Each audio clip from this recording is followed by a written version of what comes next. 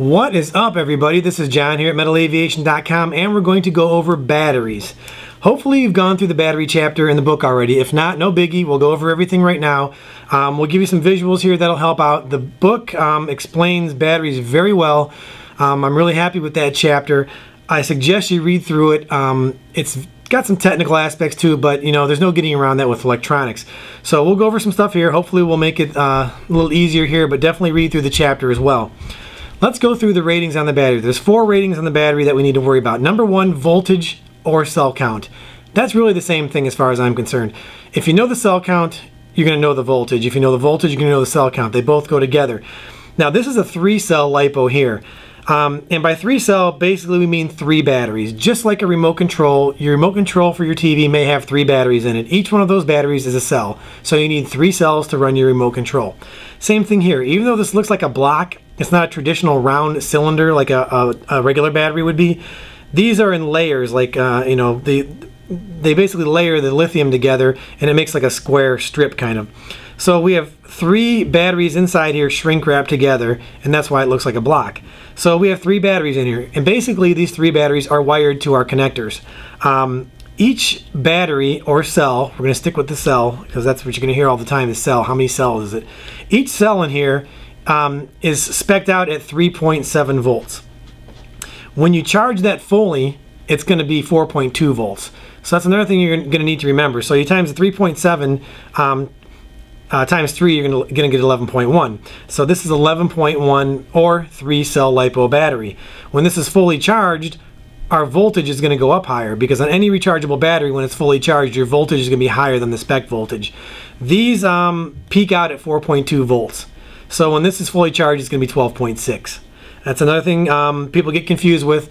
They charge your LiPo battery, put a multimeter on it, and go, wow, this thing's 12.6, something must be wrong. Nope, it's exactly right. That's how it should be. So this is a 3-cell. When you look the specs on it, if it says 3-cell, you know it's going to be 11.1. If it says 11.1, you know it's going to be 3-cell. If it says 14.8, that's going to be a 4-cell. It's basically do the math. 3.7 spec per cell, and then you'll know how many volts it's going to be. So that's voltage. Now we're going to move on to milliamps. Milliamps is the capacity of the battery. How much juice this bad boy has in it. Think of this as a gas tank, and your milliamps are your gas. So how much capacity is in this battery?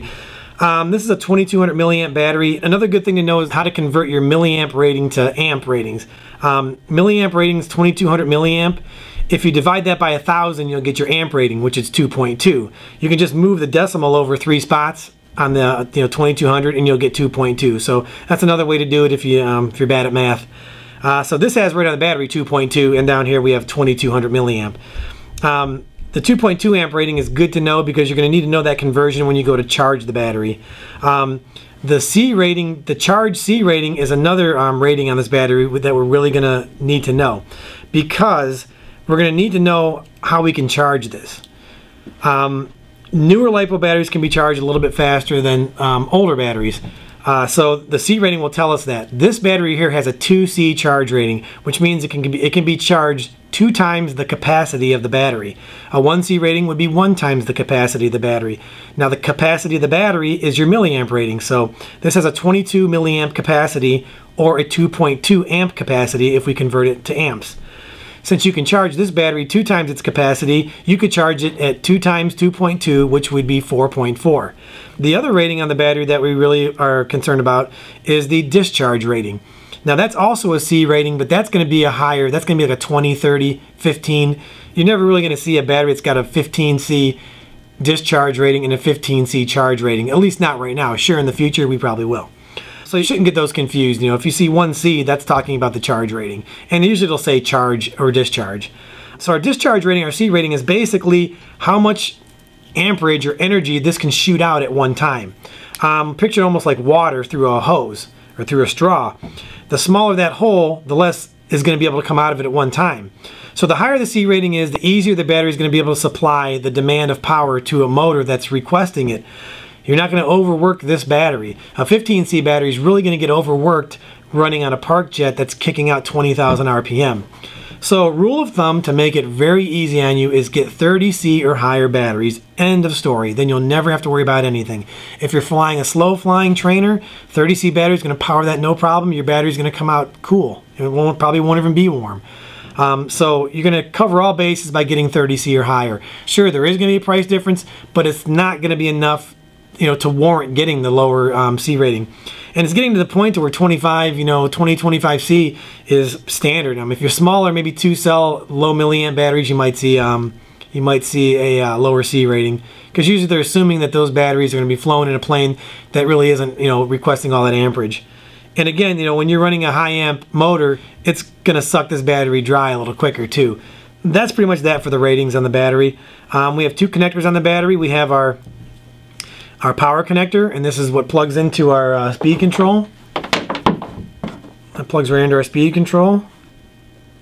And then we have our balance connector. Now the balance connector does nothing while you're in flight. Basically, your balance connector is going to plug in the balance port on your charger, and it's going to individually charge each cell to its maximum capacity, then stop. The reason that is because all the cells in here aren't going to drain evenly. What a balance connector does is it charges each cell individually. So if you have one cell that's lower, these other 2 cells are going to hit 4.2 volts. They're going to stop charging, and this other one's going to keep charging until it hits 4.2. So it's individual charging of each cell. It might take a little bit longer on some chargers depending how the balance is working.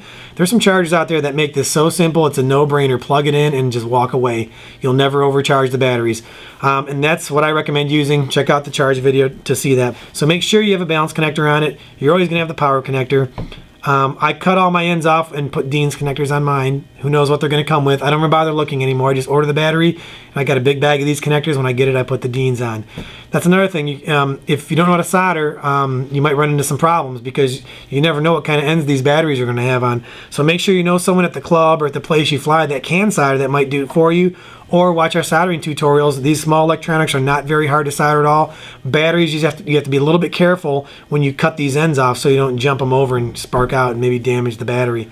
But that should do it for batteries. Any questions you have, shoot me an email. I'll be more than happy to answer it. The book explains this really well, and this video in conjunction with the book should teach you everything you need to know about batteries. Alrighty, I'm out.